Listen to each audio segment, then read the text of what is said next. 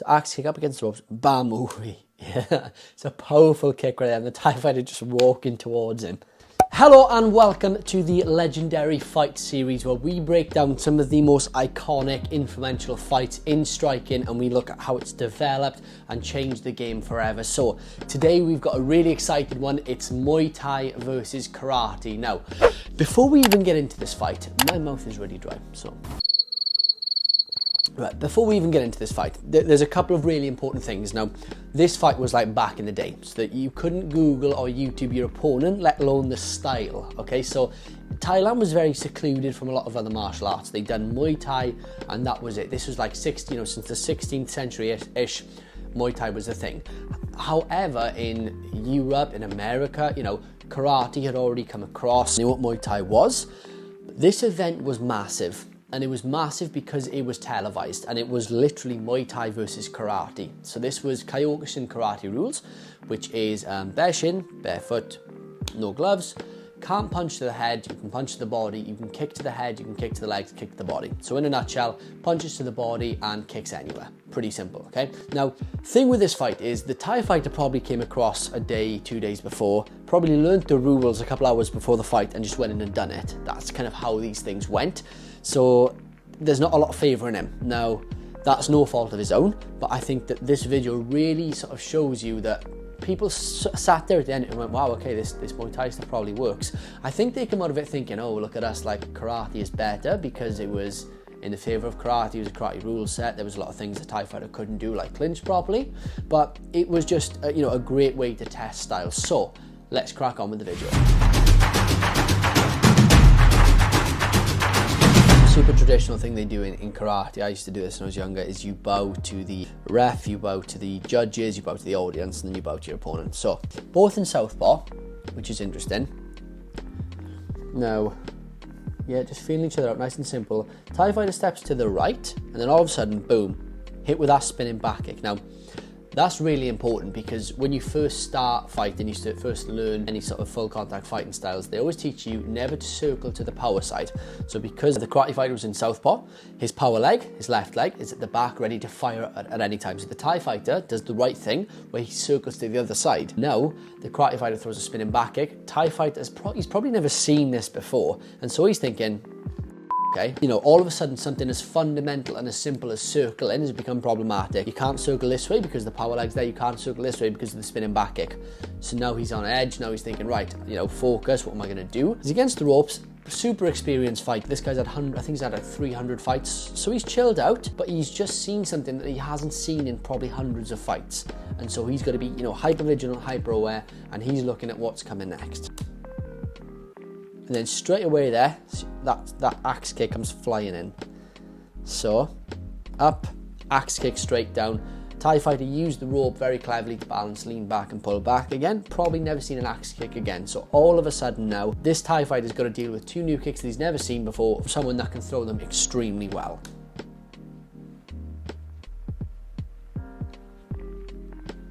Now the rear axe kick there, really, really nice. Thai fighter done the right thing there, okay? He knew after those two kicks that this karate guy can throw some crazy shit. So he's just got to maintain distance and space control. Stay far enough away that he can't throw those crazy things and then come in, do your thing. Axe kicks are quite dangerous things to throw, especially rear leg ones when you land it down, because if you sort of land on the shoulder or something, the leg gets caught, it's really hard to lift your leg up from that position. You're fighting a Thai fighter, they're going to know instantly how to sweep you. It's a dangerous one to use, but at the same time, it's very effective if you can land it. So that was like the first kick that this Thai fighter threw that landed, and it was just a rear kick. And I think the karate guy sort of went, these guys can kick, because you look at his face, the power that was in that kick, and it was only short. Let's just go back to it. So axe kick up against the ropes, bam, ooh. Yeah, it's a powerful kick right there, and the Thai fighter just walking towards him.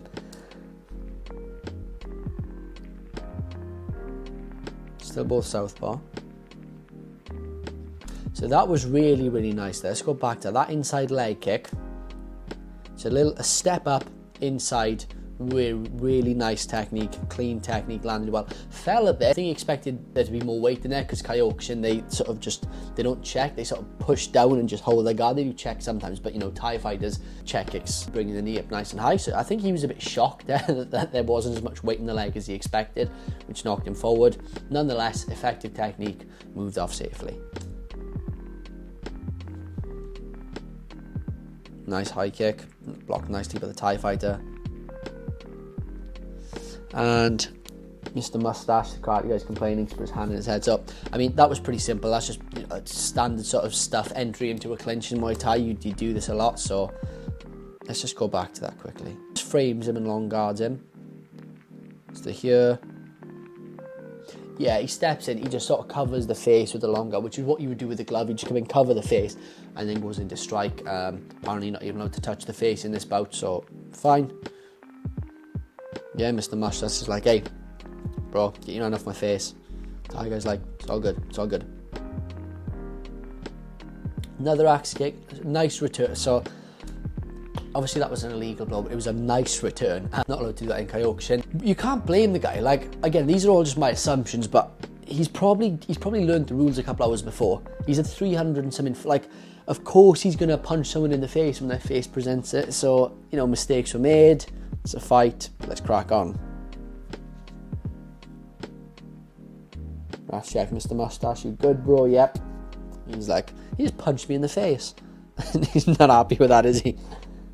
This looks like it's in a part of it, you know, a part of Asia where it's China, Japan, where traditional martial arts, karates, aikidos, judos, are very prominent. So the judges, the crowd are going to be favouring the karate guy right now. So obviously telling the Thai fighter, pal, can't be punching people in the face like that. Thai fighter's like, alright, cool, no problem. Still both southpaw. Yeah, so I mean, no, oh wow, that was nice. Looks like the Thai fighter's got used to max kicks now. Let's go back to that. So I mean, leg almost gets trapped, karate guy pulls out of it, brings the knee up, boom, goes in, it's sort of like a half front kick, half side kick, straight away caught by the Thai fighter. And then in, sweep, lovely. Don't know if that's allowed or not. Yeah, apparently it's fine, cool. Yeah, some basic Kyokushin punches and kicks. Nice kick to the face, catch the leg and strike. Don't know if that's allowed in Kyokushin, but they continued it. Oh, another illegal blow. Main thing here is the judges aren't going to be favouring him because of these illegal strikes. They're going to be, you know, cheating. But nice counter nonetheless. Still a nice shot. Yeah, so now he's getting a real time off. He's like, pal, can't do it. Mr. Mustache is like, bro, what are you doing? You know, sort it out. Okay, we're all good again, my friends. Let's crack on. Video was a bit funny here, by the way. Axe kick again, he's catching it pretty much every time. That was a nice counter return. Oh, okay. Let's slow that down, shall we? Nice catch. Yep, that kick lands nicely. Karate guy catches it, all good. Now this was nice. Like Thai fighter steps off. They're not used to these snappy kicks from close range. Just, you know, it's one of the good things about karate. You go to a good karate school, they teach you these snappy, fast kicks, and they can land so flush and clean. So boom, straight in the face. Straight away, Thai fighter disorientated legs are gone. Yeah, this is where experience comes into play. Trying not to show them that you're disorientated, keeping the hands up, moving away slowly, just trying to regain composure. The only thing that can do that is time. So he's got to just get as much time as possible. Yeah, karate guy's walking forward. Couple of body punches. So apparently you can knee. Cool. Axe kick. See, the Thai fighter is still disorientated, but he's doing a good job. So that was interesting. Let's go back to that because I have a theory here.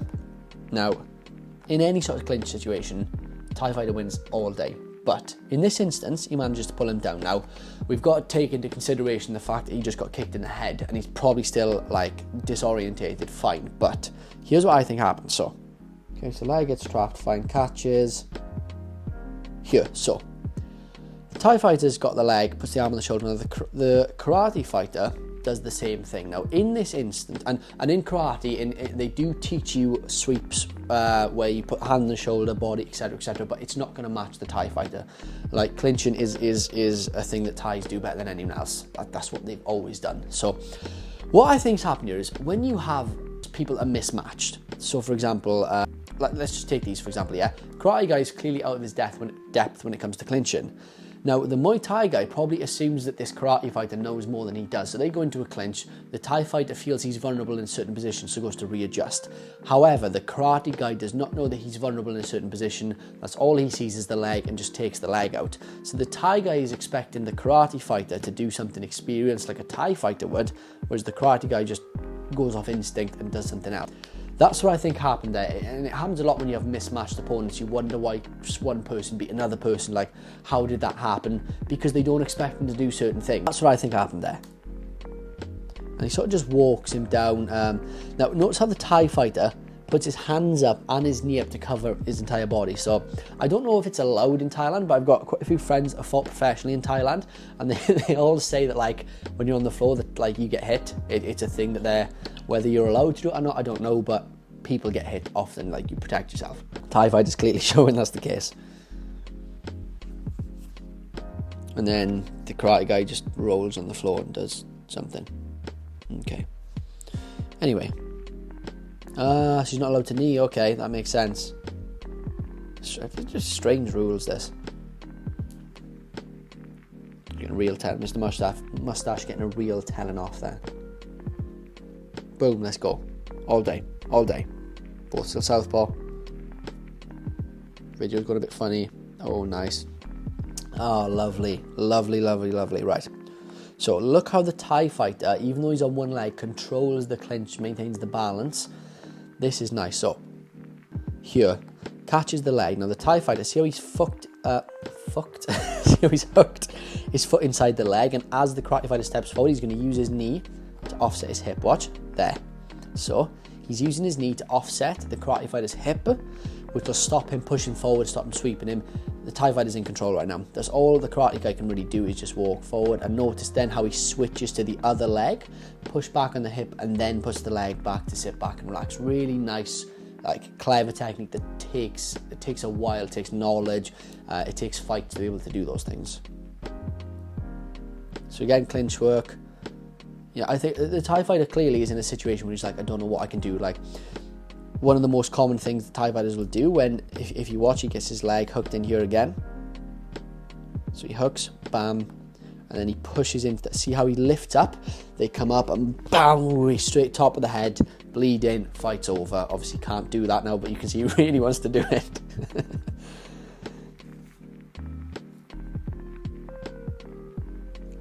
Pushes him back. We're getting ready to go again, boys. Let's go. Axe kick lands nicely. Body shot.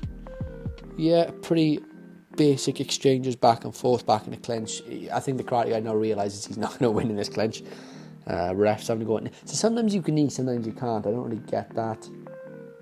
Nice sweep. Okay, let's work out what went on there. It always shocks me when Thai fighters get sweeped by people who aren't known for sweeps or clinching. I've got quite a vast karate background experience. I think in the 6-7 years of karate, trained with some really high level karate guys from have come from all over the world and stuff. So let's have a look. So I mean, okay, catches and sweeps the kick round. It's a pretty basic sweep, really. Maybe just caught off balance, throws him down, fine. Nothing too exciting. Nothing that I can really see that would indicate how it happened. Pretty basic stuff. Bit of shove and throw in. Yeah, name calling. This is where it starts to get a bit sloppy, doesn't it? Where, they just, I think they both don't really know what the rules are. Back to clinching.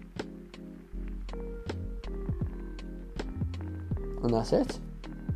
Good little 4-minute exhibition, little 4-minute bout. Love it. So, end of the fight, tradition again to bow to everyone. This is... Okay, so now he's taking away some warnings and stuff. Bowing to the refs, I think. Judges show, decision, karate guy. Surprise, surprise. Surprise, surprise. So, yeah. Interesting fight. I mean, I think the thing that this done was it showed people, because especially karate schools, I feel like there was a thing where all martial arts, you don't need to go anywhere else, you don't need to try the things. I actively encourage my guys, like, some of them say to me, they get a bit nervous, they're like, Luke, I kind of want to try boxing in this gym. And I'm like, yeah, go for, like, I want you guys to get as good as possible. Go wherever you want. Like, I don't think that I'm the only one with the best methods. I think the best thing to do is just to go everywhere. And that's the best way to do it. So I think this is a great starting point. Like, martial arts are getting televised. There was, random rule sets, but it showed that, look, there are other martial arts out there and they are effective. So I hope you've really enjoyed this series of the Legendary Fight series. Next episode, we're going to be breaking down an awesome fight with a guy called Rick Rufus, and it is Muay Thai versus kickboxing. If you've enjoyed this video, just share it with a pal, like and comment. It really, really helps out the channel. Thank you for sticking with me, and I will see you in the next one. Bye-bye.